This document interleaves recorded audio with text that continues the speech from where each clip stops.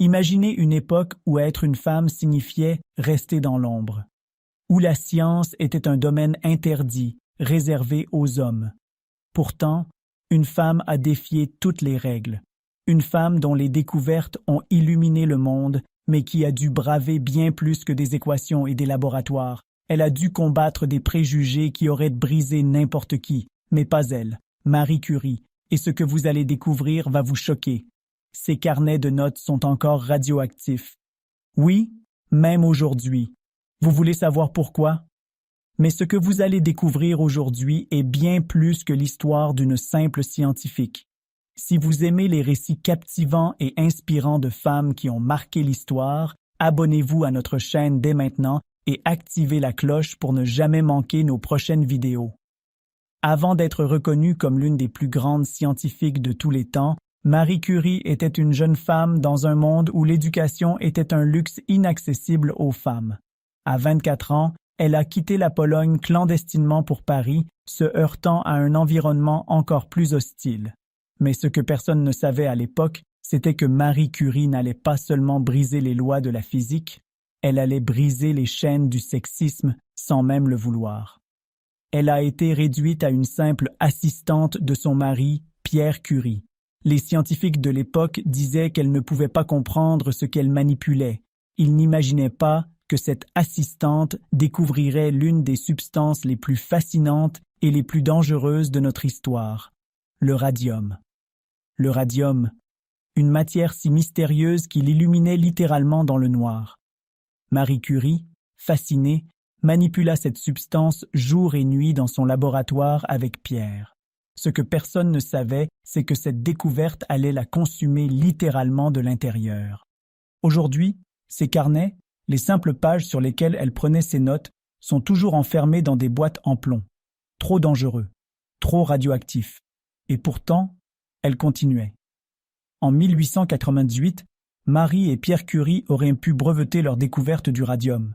Une décision qui aurait fait d'eux des millionnaires. Mais Marie a dit non. Elle voulait que la science reste libre, accessible à tous.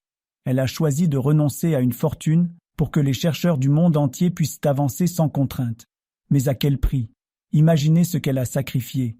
L'argent, la gloire, sa santé. Ce que vous ignorez peut-être, c'est que la vie de Marie Curie n'était pas seulement une bataille contre les éléments chimiques, mais aussi une bataille contre la société.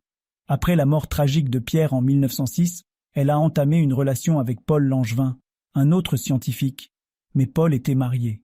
Ce qui s'ensuivit fut un scandale retentissant qui faillit détruire sa carrière. Une femme osant aimer après son mari, pour la presse de l'époque, c'était impardonnable.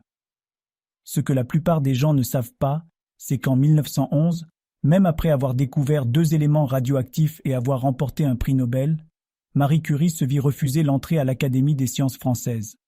Non parce qu'elle n'était pas qualifiée. Non, simplement parce qu'elle était une femme. Et encore aujourd'hui, son histoire résonne comme un écho. Imaginez, même en 1911, après avoir sauvé des vies avec ses recherches, il préférait élire un homme moins qualifié à sa place. Mais Marie Curie n'était pas seulement une chercheuse acharnée. Pendant la Première Guerre mondiale, elle a littéralement pris le volant de véhicules équipés de machines à rayons X pour sauver des soldats sur le front. Oui, la femme derrière les découvertes du radium et du polonium n'a pas hésité à se rendre sur les champs de bataille. Elle a formé d'autres femmes à utiliser cette technologie révolutionnaire, un autre de ces combats silencieux pour les droits des femmes, en pleine guerre. Ce que peu de gens réalisent, c'est que Marie Curie a tout sacrifié pour la science, sa santé, sa vie personnelle, et même sa réputation. Elle a combattu la maladie provoquée par ses propres découvertes, jusqu'à sa mort en 1934. Mais son héritage continue d'illuminer le monde.